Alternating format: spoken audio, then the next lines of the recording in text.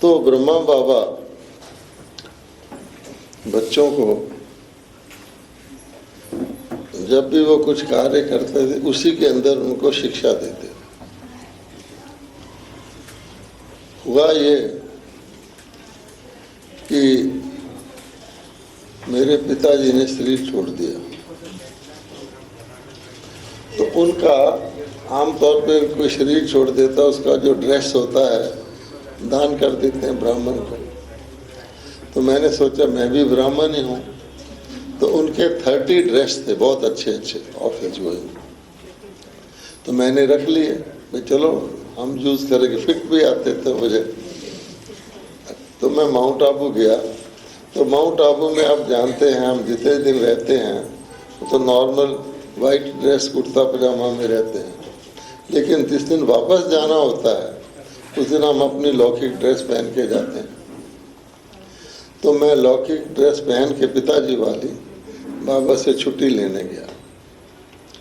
अब बाबा क्या करते थे, क्योंकि मैं ऑफिसर था, तो बाबा क्या करते थे कि उन दिनों में इंडिया में रेडीमेड का इतना रिवाज नहीं था।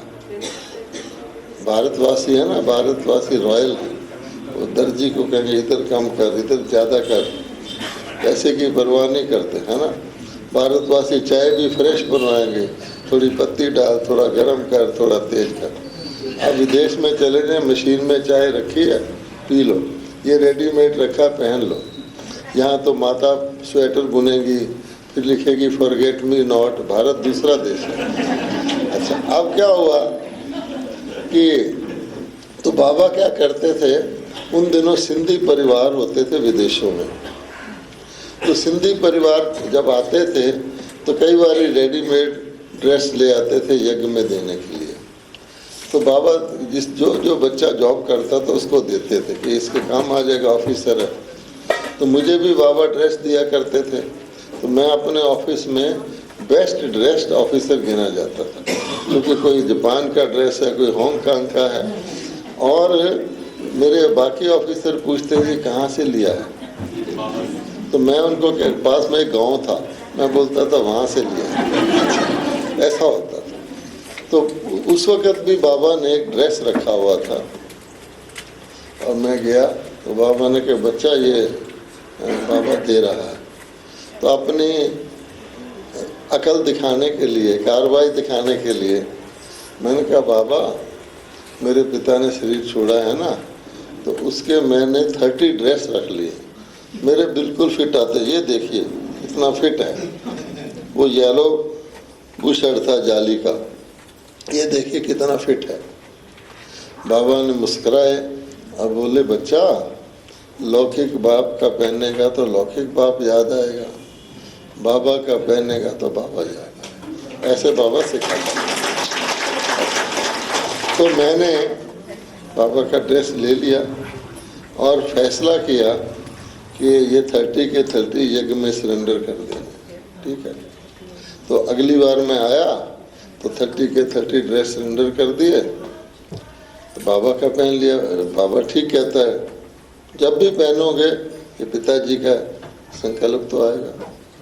उससे नेक्स्ट टाइम जब मैं गया तो वहाँ एक भाई था, वो कपड़े धुलाई करता था, वॉशिंग करता। तो बीके लोग भी आबू के जो हैं वो कोई फैंसी ड्रेस तो पहनते नहीं, वो तो कुर्ता पजामा पहनते हैं, कभी और जॉब करना हो तो पहन लेते हैं।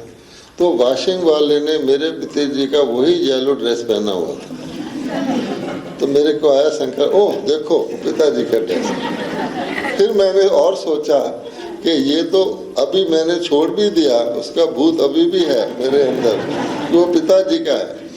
अगर मैं पहने रखता तो क्या हाल होता मेरा। इस प्रकार से बाबा कहता है कि पहले मार देते हैं, फिर उसको भस्म करते हैं, फिर उसकी अस्थियां भी विसर्जन कर देते हैं ताकि कुछ निशान ना रहे। ये बड़ी सूक्ष्म बात है। हमको ये भी कहा जाता था कि कभी तुम किसी से गिफ्ट ना लो, गिफ्ट लो तो सरेंडर कर दो यज्ञ में, यज्ञ से लो। तो दादी आप भी कहेंगे आपको कुछ लेना है आप ले सकते हैं, क्योंकि उसमें अपनी मैंपन, उसकी अट्रैक्शन नहीं आनी चाहिए। तो इस तरह से बाबा हम लोगों को शिक्षा देते थे। फिर बाबा का स्नेह कितना था बच्चों के साथ। वो स्नेह ऐसा है कि आपको एक बार इंजेक्शन लग जाए ना बाबा के स्नेह का तो लाइफ लॉन्ग, जैसे किसी को स्मॉल पॉक्स नहीं होता ना, एक बार टीका लगा दो।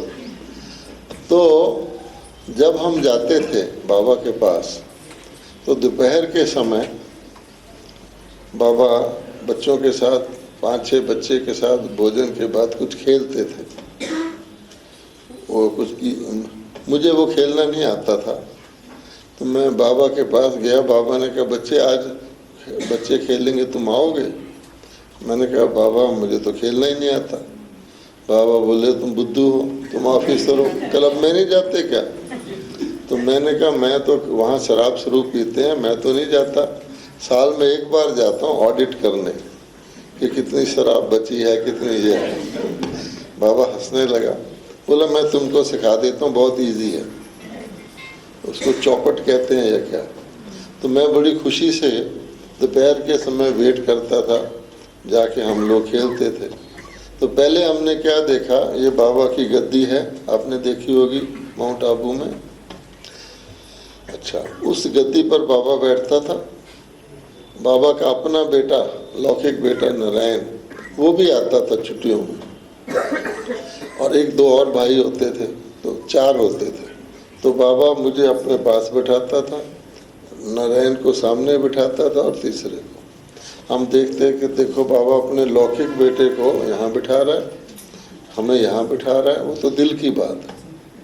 तो हमें आदत हो गई थी कि खेलना है, और हमेशा बाबा ही जीतता था, हम कभी जीते नहीं। और फिर बाबा हमसे ऐसे करवाता था, हम करते थे। एक दिन क्या हुआ कि भोजन हो गया, सब हो गया, बाबा ने बुलाया ही नहीं। बाबा की ब्राह्मणी लच्छू होती थी ना, वो कहती थी आ जाओ, बाबा कहता आ जाओ, बुलाया ही नहीं। मैं बाहर बाबा के कमरे के चक्कर लगा रहा था, बाबा कब बुलाएगा, बुलाया ही नहीं। फिर मैंने लच्छू को बुलाया, मैंने कहा लच्छू बहन आज बाबा ने बुलाया ही नहीं। कहती अच्छा मैं पूछ के आती। पूछ के आई तो बोली बाबा कहता ठीक है अपने साथियों को ले आओ, आ जाओ। हम खुशी खुशी गए। अच्छा, उस दिन बाबा थोड़ा कंबल लेकर ऐसे टेढ़ा लेटा हुआ था। खेलना शुरू किया तो बाबा हार गया। अच्छा, हमने कहा बाबा हार गया तो बाबा से तो ऐसे कराना नहीं है, पर बाबा हार कैसे गया? क्योंकि बाबा तो कोई भी काम करता था, रैकेट खेलता तो 20 जने उधर लो। अच्छा, तो फिर लच्छू से मैंने पूछा, बोली तुमको पता है बाबा को 102 बुखार है। अच्छा, इसलिए तुमको नहीं बुलाया था, फिर भी तुमने कहा तो बाबा ने प्यार से बुला लिया। इस तरह का था,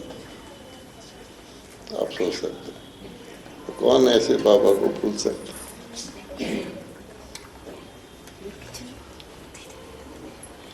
चलो पूरा कर दे भैया, ठीक है। ओम शांति।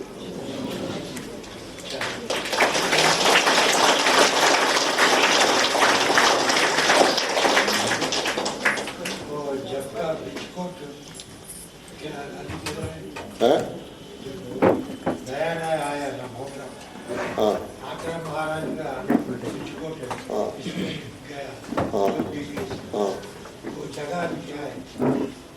मैं उस वक्त नहीं आया ज्ञान में, मैं बाद में आया।